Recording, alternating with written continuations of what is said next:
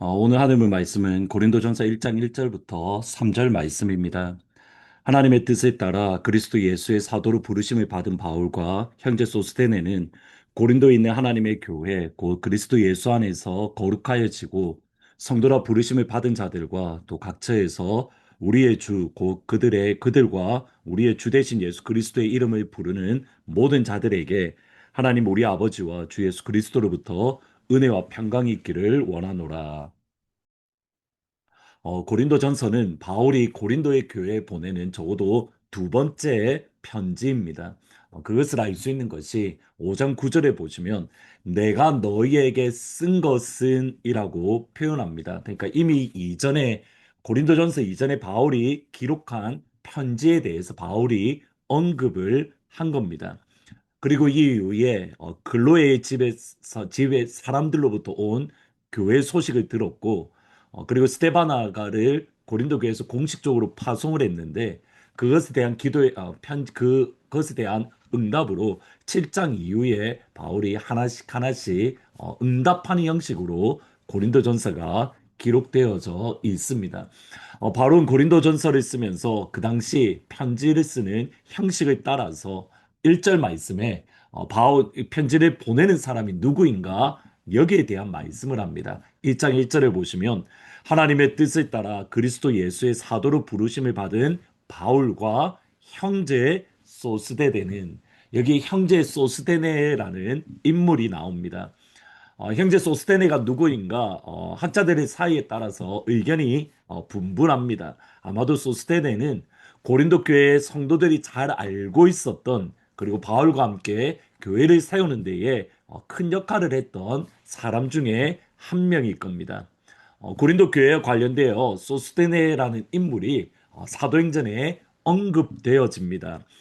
바울이 고린도에서 선교를 할 때에 처음에는 아굴라와 브리스길라와 함께 사역을 감당했습니다. 왜냐하면 천막을 만드는 직업, 그러니까 그 브리스길라와 아굴라와 바울이 가지고 있었던 기술이 같았기 때문입니다. 낮에는 일을 하고 밤에는 선교 사역을 감당을 했는데 그러는 가운데에 실라와 디모데가 마게도냐로부터 고린도에 와서 바울의 선교에 합류했습니다. 이것이 바울에게 큰 힘이 되었는데 사도행전 18장 5절을 보면 이렇게 말씀을 합니다. 실라와 디모데가 마게도냐로부터 내려오매 바울이 하나님의 말씀에 붙잡혀 유대인들에게 예수는 그리스도라 밝히 증거했다. 하나님의 말씀에 메인바 되어서 유대인들에게 예수는 그리스도라 증거했다. 바울의 전체 사역에서 하나님의 말씀에 붙잡혔다는 표현이 여기 한 번 등장할 만큼 고린도에서 바울의 선교 사역, 특별히 말씀 사역이 강력하게 감당을 했습니다. 바울이 하나님의 말씀에 붙잡혀서 사역을 감당할 때에 회당장 그리스도와 그의 온 집이 예수를 믿었습니다. 18장 7절 사도행전 18장 7절 8절에 보시면 거기서 옮겨 하나님을 경외하는 디도 유스도라 하는 사람의 집에 들어가니 그 집은 회당 옆이라. 또 회당장 그리스도가 온 집안과 더불어 주를 믿으며 수많은 고린도 사람도 듣고 믿어 세례를 받더라. 이 당시 시대적 상황을 생각해 보면 회당장이 예수를 믿는다는 것은 그가 회당에서 쫓겨날 가능성이 큽니다. 예수 믿는 것만으로도 유대인들이 핍박을 받는데 회당장이 예수를 믿었으니 회당장에서 쫓겨나는 것 어떻게 보면 그 당시에는 당연한 모습이었을 겁니다.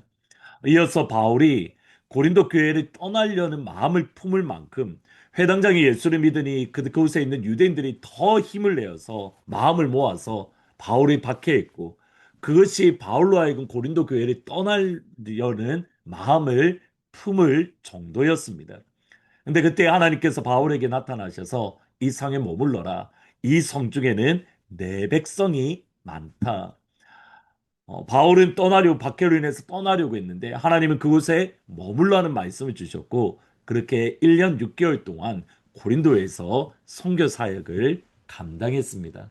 그렇게 선교 사역을 감당하는 가운데에 갈리오라는 사람이 고린도의 총독으로 로마로부터 부임했습니다. 근데 흥미로운 것이 델포이라는 곳에서 발견된 클라우디우스 황제가 갈리오에게 보낸 비석이 발견이 되었는데 대략 한 51년경 전후라고 알 수가 저희가 확인할 수 있습니다. 이것을 연도로 그러니까 이것을 기준으로 해서 바울의 이전 연도와 바울의 이후 연도를 어느 정도 잡아갈 수 있는 중요한 근거가 되어집니다. 그러니까 51년에 갈리오가 고린도에 부임했을 때에 유대인들이 바울을 다시 대적하며 갈리오에게 새로운 총독이 왔으니 그에게 바울을 고소했습니다. 하지만 갈리오는 가만히 이야기를 들어보니 이것이 어떤 법에 대한 문제가 아니라 종교에 대한 문제인 것을 알게 되었고 이것은 내가 관여할 일이 아니다라고 그냥 선을 단호하게 그어 버린 겁니다.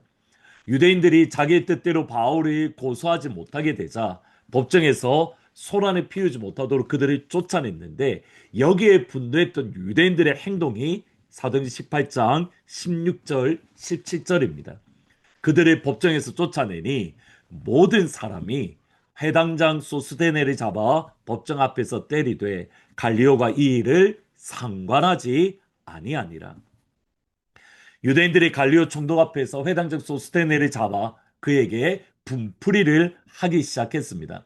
아마도 바울을 고소함에 있어서 이렇게 회당장 소스테네가 가장 앞장서서 대표격이 되어서 그 일을 했는데 자기들의 뜻대로 되지 않으니 소스테네에게 분풀이를 한 겁니다.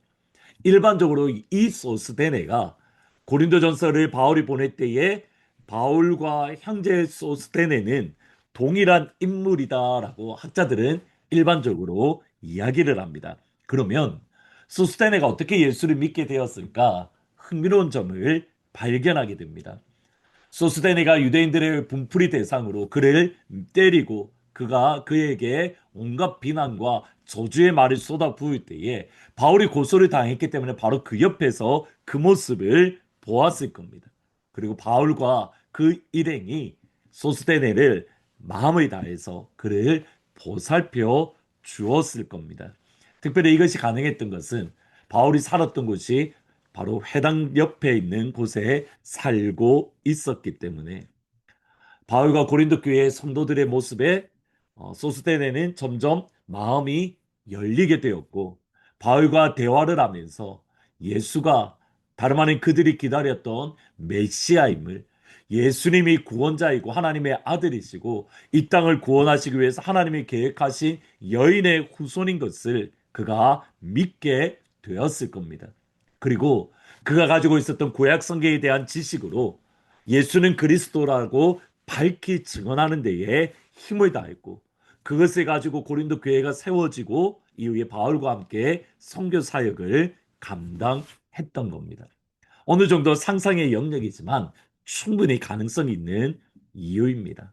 그러면 소스테네가 예수를 믿게 된 것은 바울이 대적하다가 복음의 대적자들에게 분풀이 대상으로 매를 맞다가 예수를 믿게 되었던 것. 그러니까 매를 맞다가 예수를 믿게 된 케이스가 다름 아닌 소스데네입니다.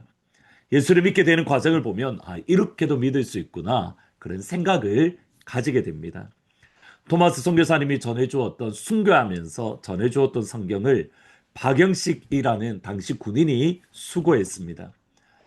그 당시만 해도 종이가 매우 제가 어렸을 때만 해도 종이가 귀했는데, 뭐, 조선시대 때, 일제시대 때는 얼마나 종이가 귀했겠습니까? 구한 말에는. 그러니까 그 종이를 가지고 성경으로 방을 도배를 했습니다. 그 종이가 좋았기 때문에. 근데 방을 도배하는 가운데에 볼 때마다 성경책이 눈에 보이니 그것을 읽는 과정 속에서 예수를 믿게 되었습니다. 13살 소년이었던 최치량은 토마스 선교가 뿌렸던 성경책을 주어서 보관을 했는데 그가 이후에 예수를 믿게 되고 박영식의 집에 조금 전에 말씀드렸던 도배했던 그 집을 어, 매입해서 여관으로 운영을 했는데 그것을 읽으면서 그가 예수를 믿게 되었다라고 합니다. 그리고 이후에 그것을 예배 초소로 내놓았는데 이것이 평양 최초의 교회인 널다리 교회가 되었고 이후에 1907년에 평양 대부흥운동의 중심지였던 장대영 교회로 성장하게 되어집니다.